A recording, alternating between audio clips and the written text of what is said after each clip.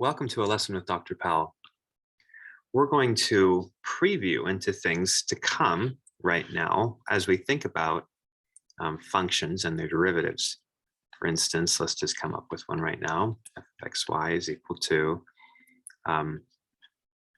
xy squared minus 2y.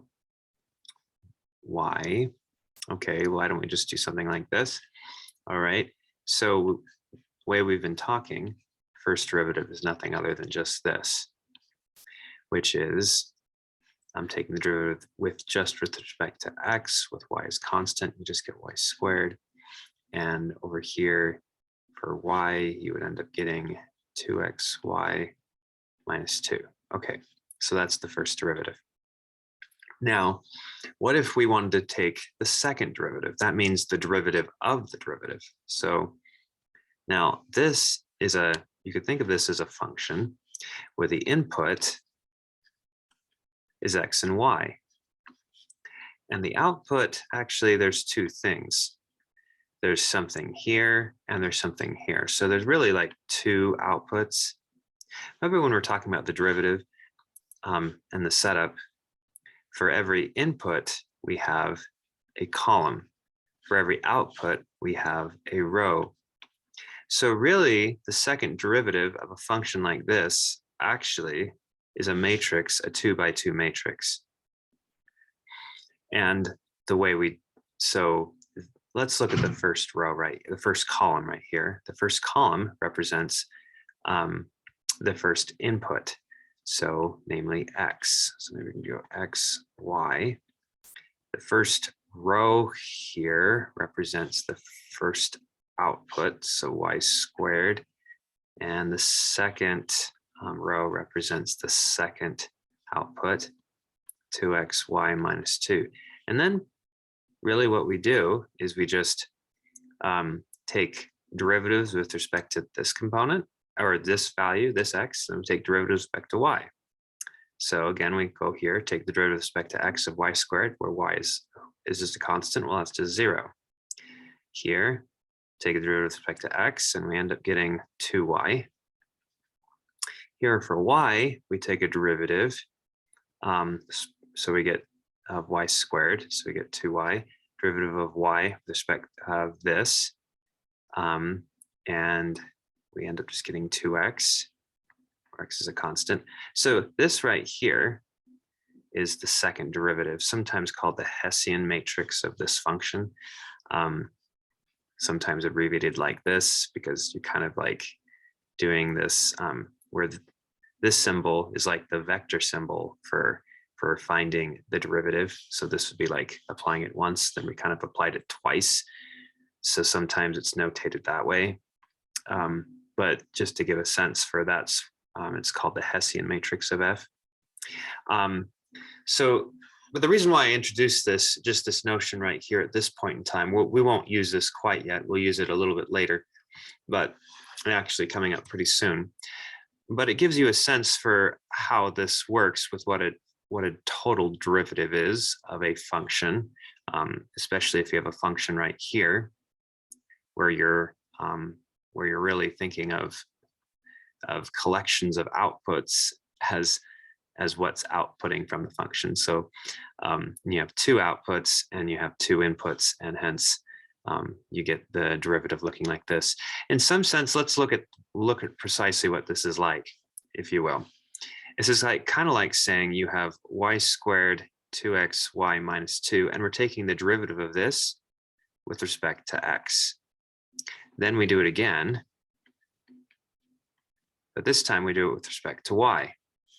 And then, so basically what we did is we took this and we just took the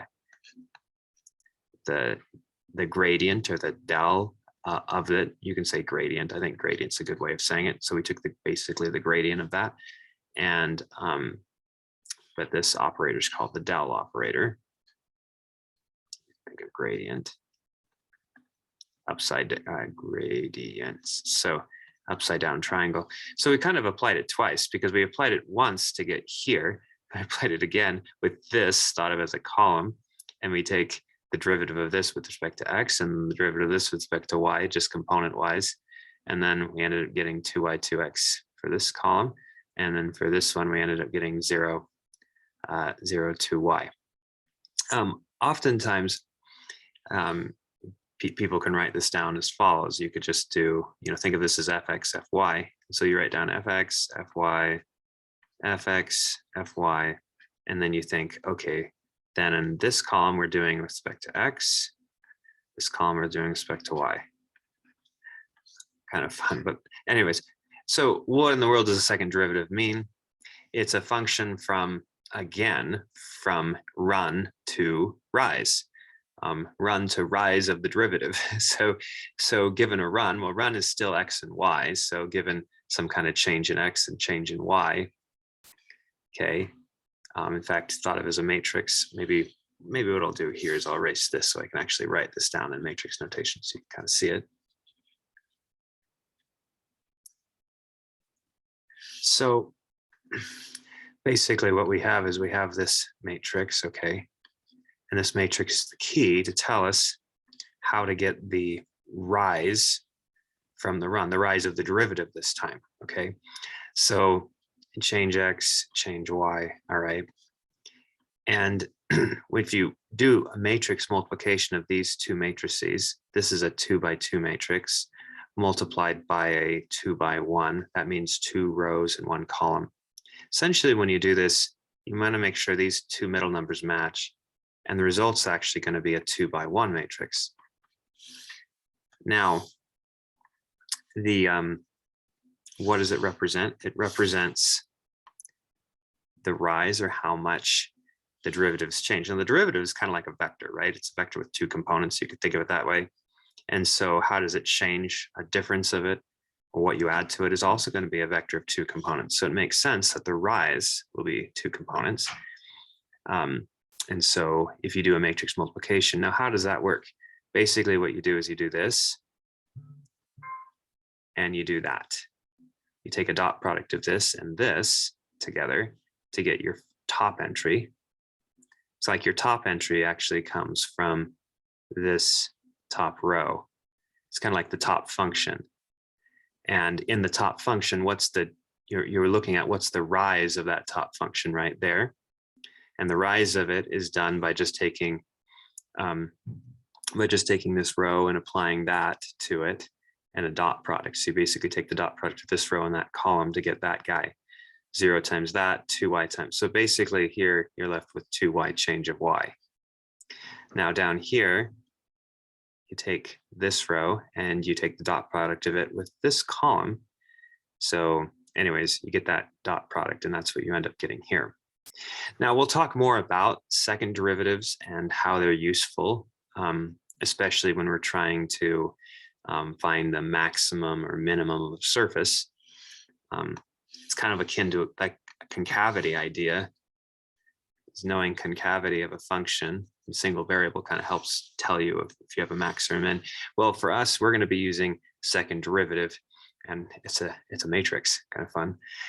If your functions get really fancy and have more variables and other things like that, I mean, these matrices can get rather, can have various sizes, but yet they are useful. And this is just a description of how taking the derivative of a function works if you know inputs and outputs. So in summary, kind of just to emphasize the point, if you have some kind of function, you could have a certain number of inputs and you could have a certain number of outputs.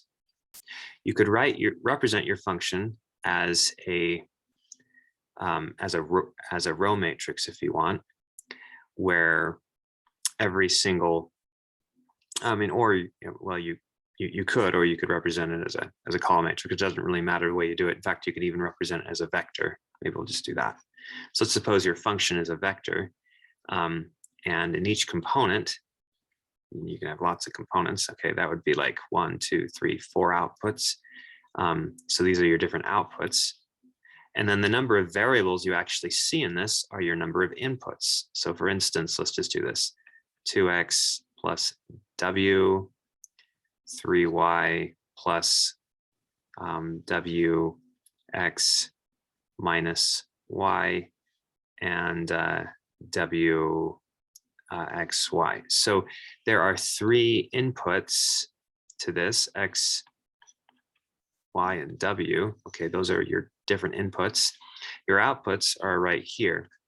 So if you were to find the derivative of such a function, then what you would have for every column, for every input, so x, y, w, you would get a column. For every output, you would get a row. And what this matrix represents, it's a function that tells you how much rise you should expect out of this given a run. Now a run will have, since you have three inputs, a run will have three different components because it's going to be a run in the x, run in the y, run in the w. Okay, so change of x, change of y, change of w. And if you did a matrix multiplication with this and this, and with this, so you go through and you can, maybe we could just do that. So here, take the derivative of all these with respect to x, treating everything else as constant. That would be a 2, 0, 1, and wy. In this column, you would end up getting a 0. Derivative with respect to y is 3. With respect to y is -1. With respect to y is wx. With respect to w, you get a 1, 1, 0, xy. Okay, so this right here, this matrix represents the derivative, and it's a function that tells you what the rise is going to be of this approximately, at least of the tangent plane. It's not really a tangent plane anymore. It's kind of like a hyperplane. Hyperplane meaning it's like something that's flat in like a ton of dimensions, if you will. And these ideas actually do pan out and are useful, not for visualization's sake, but for solving complex problems that involve various components and dimensions within them. So sometimes you can think of it, but it's not really visual. It's not supposed to be visual, yet the same ideas of optimization and so forth hold. And it's a very useful thing. Sometimes if things get into too many dimensions, you just don't visualize them anymore, but use the same ideas that we have borrowed from 3 dimensions and 2 dimensions to still study and get fascinating results. So we just kind of borrow it, but we don't try to visualize it. We just don't, okay? But kind of the idea is but it approximates the rise of that function is what it is. It's an approximate rise given a certain run. So let's just make this simple. What if we just moved by 0.1 in each, or we have a run of 0.1 in each direction, x, y, and w. Then if we go through here, and let's suppose that we're working at the point x equals y equals w equals, let's just make it all 1. So that would mean that this bottom row would just turn into 1s.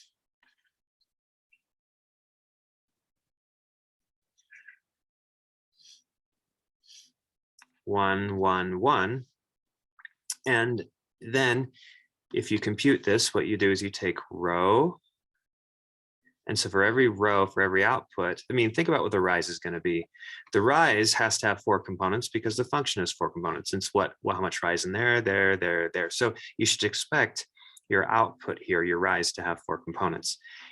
This corresponds to the first row here. So you take your first row and you take a dot product with this column here. So it'll end up just simply being 0.3. This one dotted with that would give you 0.4. This one dotted with that would give you 0. And this dotted with that would give you 0.3. So this means that you can expect at this point when x, y, and w are equal to 1 for the input, then if we were to move in our input by 0.1 in each direction, x, y, and w, then our output would have changed by about that much. So that means this output would have changed by about 0.3, this one by about 0.4, this one by about 0, it's about constant there, this one by about 0.3. So we can approximate rise versus run. And that's what a derivative is. It's just an approximating, it's just a matrix that we can use to approximate rises if we have runs. Thanks for watching.